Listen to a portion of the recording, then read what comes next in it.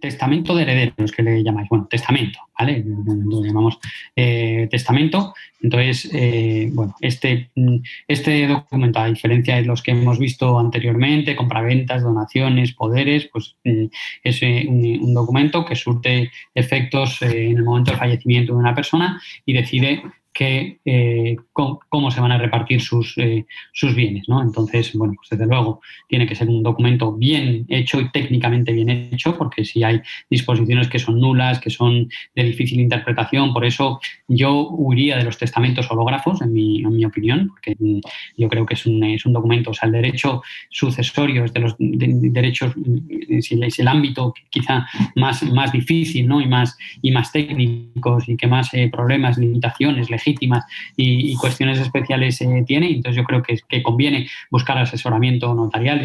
El poder, o sea, el coste de un testamento es muy pequeño, es un documento social, son ni 40, 50 euros como mucho podría costar un testamento. Yo creo que merece la pena. O sea, luego hacer un testamento hológrafo que luego hay que adverar la letra, protocolo,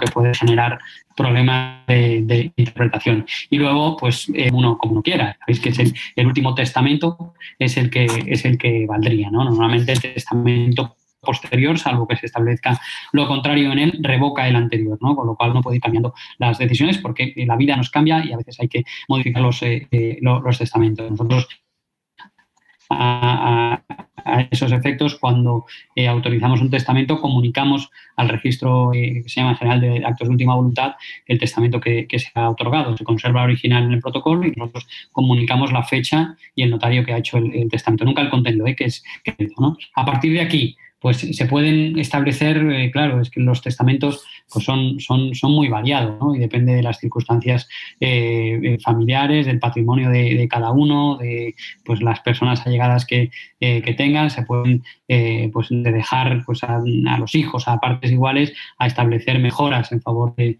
determinados parientes, negar bienes concretos, ya sea a una persona, a una institución, a una entidad, establecer contratos de alimentos, que a lo mejor pues, en nuestro caso podría ser interesante, decir, oye, yo voy a dejar estos bienes a la persona que me cuide, ¿no? O sea, yo quiero que me cuide, pero que no sea una carga, entonces pues quiero dejar los bienes a entonces, claro, es muy difícil.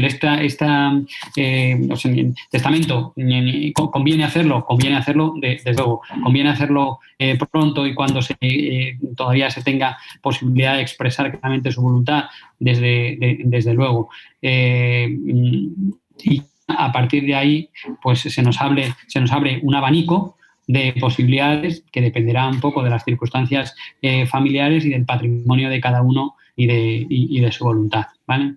Ahí, pues, es que es muy amplio. No sé si en esto queréis que resolvamos algo concreto más, porque es que, o sea, testamentos, documento, o sea, yo creo que dos documentos esenciales son testamento y poderes, ¿no? En el ámbito notarial, que ya no solo en vuestro caso, sino en todos los casos, pues hay que hacerlo, ¿no? Pero ya os digo que el testamento, el abanico de posibilidades que tendríamos, pues es muy amplio, ¿no? Entonces, no sé si tenéis alguna necesidad de conocer alguna cuestión específica dentro de este ámbito del testamento. Sí, en el testamento hay una figura que es la capacidad de usufructo que tiene el esposo de unos determinados bienes y que en realidad normalmente no se aplica. ¿Es necesario, sería la pregunta, que renuncie el cónyuge mediante acta notarial? Si resulta que no ha habido testamento y recibe en herencia un usufructo de unos bienes. Vamos a ver. El cónyuge, si no hay testamento, depende un poco de la... sois de distintas partes de España, ¿verdad? Sí. Vale. Bueno, claro, aquí en el ámbito de sucesiones, cada comunidad, o muchas comunidades autónomas tienen una regulación diferente. Si nos centramos en lo que es el derecho común,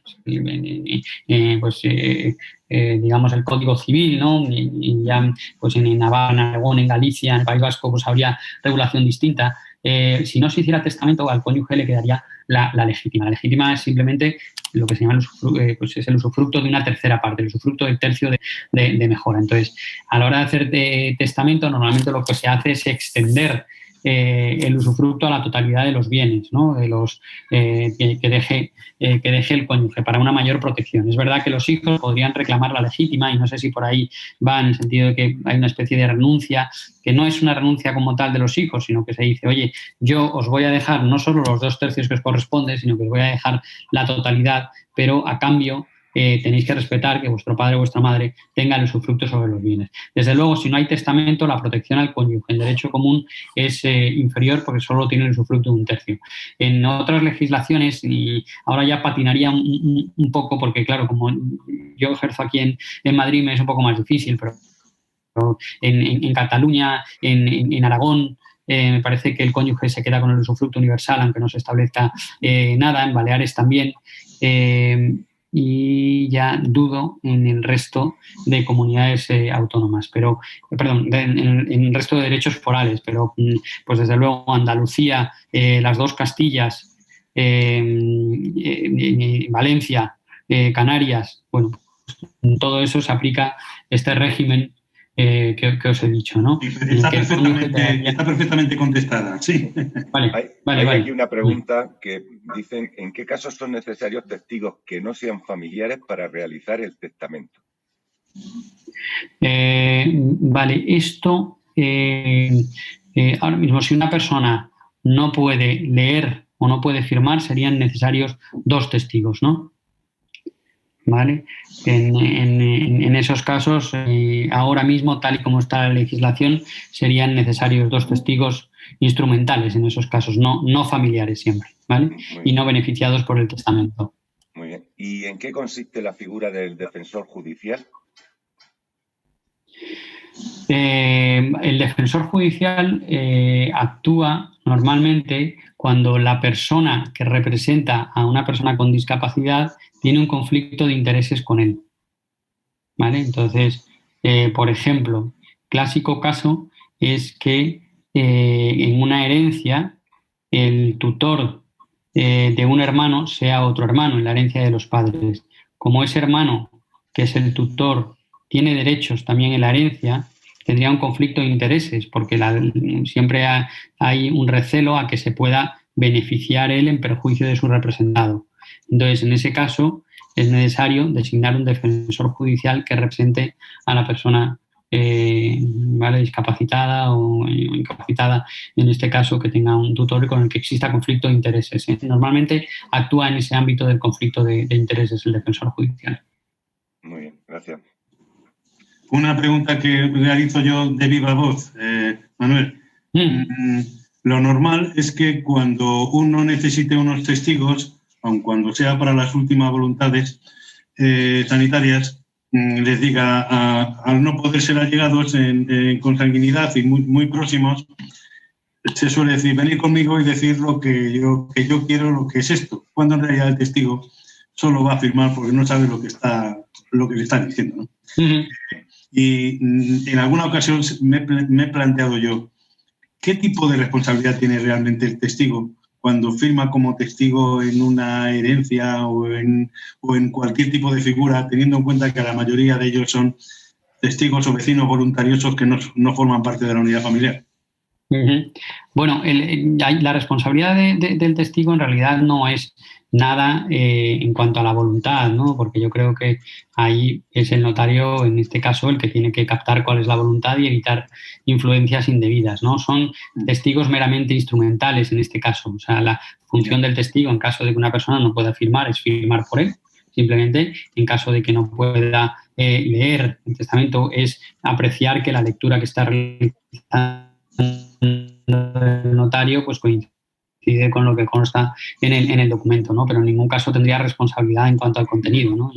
y a la voluntad, ¿no? Otra cosa es que haya manipulado a la persona, pero eso yo creo que no sería responsabilidad de él, sino que sería el notario el que tiene que estar atento y evitar las influencias indebidas, ¿no? Muy bien.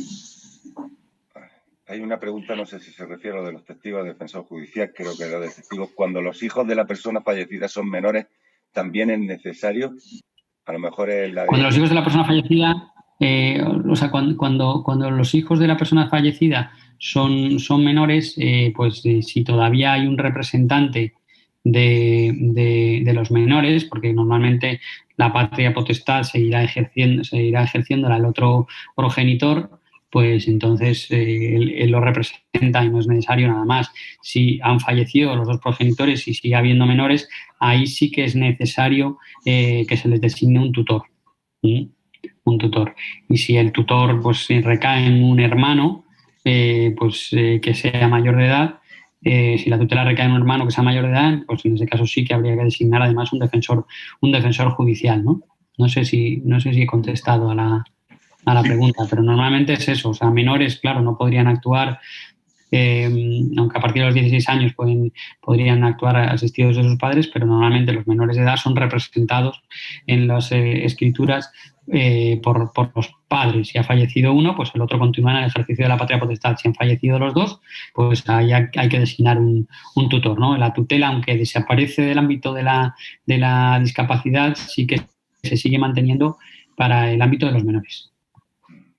Perdona, soy Sara y te lo digo porque personalmente me ha ocurrido el caso. A mí sí me han obligado a nombrar un defensor judicial de mis hijos al fallecer mi marido. Y me obligaron para poder formalizar la escritura de la herencia y para poder registrar en el registro de la propiedad el cambio de, en sí, la herencia y todos los trámites de mis hijos. Y yo soy la tutora y tengo la patria potestad y me obligaron a ello. Claro, porque tú tienes interés en la herencia y además representas a tus hijos. Entonces, es un clásico caso de conflicto de intereses. Entonces, tienes que designar un defensor judicial. ¿Vale? El defensor judicial actúa cuando hay posibilidad de un conflicto de intereses. O sea, cuando una persona que representa a alguien en la herencia también está interesada ella misma. Tú, en la herencia de tu marido, tenías interés porque eras heredera, al menos tendrías el usufructo o lo que te hubiera dejado tu marido en el testamento, ¿vale? Entonces, como además representabas a tus hijos, ¿vale? Ahí hay un choque de intereses. Es verdad que, claro, a ti te suena chino, pero dices, pero si yo quiero para mis hijos, ¿qué conflicto de intereses? Dice usted, pero bueno, la ley dice que en esos casos hay conflicto de interés porque uno actúa en su nombre y en representación de otra persona que tiene interés en el mismo asunto. Entonces, en ese caso, hay que designar un defensor judicial. Estaba bien hecho en tu caso. Ya lo sé que estaba bien hecho porque lo tuvimos que hacer, pero me refiero que antes te había entendido que solamente si le faltaban los dos progenitores y justo en nuestro caso no es así. Vale, tienes razón que normalmente, o sea, el defensor judicial actuaría si hubiera conflicto con el otro progenitor. Vale. Ok, gracias. Muy bien. Pues no sé si tienes capacidad para seguir resolviendo alguna consulta. Sí, una pregunta. Sí, yo. Sí. Una pregunta que tengo por aquí. Matrimonios gananciales, en caso de fallecimiento, ¿se bloquean todas las cuentas bancarias hasta la declaración de herederos o solo el 50%? ¿El cónyuge puede usar las cuentas solo a su nombre? A ver, normalmente el funcionamiento de las cuentas bancarias en el momento de fallecimiento de una persona es el bloqueo hasta que se liquide el impuesto de sucesiones, ¿vale? Es lo que establece la legislación fiscal. Cuando hay cotitularidad, es cierto que podrían bloquear la mitad, no el 100%. Perfecto. Hay que tener en cuenta que Manuel nos ha brindado la información de que en el futuro nuestra capacidad de relación con la gestión del notariado puede ser más asequible, puede ser más accesible, puede ser más todo lo que queramos. Pero recordar que hoy por hoy la experiencia nos dice que esto hoy no es así. Fíjate que, Manuel, que cuando vamos a un notario y hablamos de patrimonio protegido, la mayoría nos dicen, ¿y eso qué es? Claro. Porque todavía no suena. La mayoría de los notarios, sobre todo los que están muy cerca, muy próximos al entorno céntrico de las grandes ciudades, no tienen sitios accesibles. Y otra de las situaciones que se puede plantear es que no conozcan que existen los métodos de comunicación adaptativa. Existen, pero son tan chocantes que pretender establecer esas prevenciones que se tienen, que tal vez la ley obliga al notario para que perciba lo que hay detrás de lo que está redactando, obliga a una conversación que es muy difícil tenerla con una persona que te habla con los ojos. De tal manera que, a pesar de que eso en el futuro pueda ser más fácil, tenemos que pensar entre todos nosotros que lo tenemos que hacer fácil nosotros mismos. ¿Cómo? Anticipándonos a la situación peculiar que sabemos que nos va a ocurrir y que antes de que eso ocurra hayamos resuelto o teniendo enfocados todos estos asuntos. Este es el elemento fundamental. Se ha llegado a plantear la posibilidad de que también valga una firma dactilar de una persona con ELA, pero hasta el nivel degenerativo es tan grande que la huella sigue siendo indeleble porque está totalmente desvanecida. Es como no poner en un papel nada. Y nuevamente se fuerza a que tengan que intervenir los testigos. Incluso en la Comunidad de Madrid, y ya me explayo un poco más para que a los que sean de esta zona también lo conozcan, el sistema para el registro de las instrucciones previas, que van a ser como el testamento vital en otras comunidades, lo efectúa un funcionario que tiene la habilitación para poderlo registrar, pero ese funcionario, que pertenece normalmente a un centro de salud, no sale del centro de salud, aun cuando sea tu propio enfermero que otro día venga a verte para ayudarte sanitariamente en lo que sea. Como funcionario de ese registro no sale, con lo cual te obliga a que vayas a un notario y tengas que acudir con 2 testigos también al notario porque le ocurre lo mismo. Esto es una situación que se está dando hoy en esta Comunidad de Madrid con una frecuencia inaudita, teniendo en cuenta que la forma de encajar las voluntades anticipadas en las instrucciones previas es tan peregrina por parte del sistema de salud que fuerza a que lleves testigos o bien al centro de salud o que te los tengas que llevar al notario.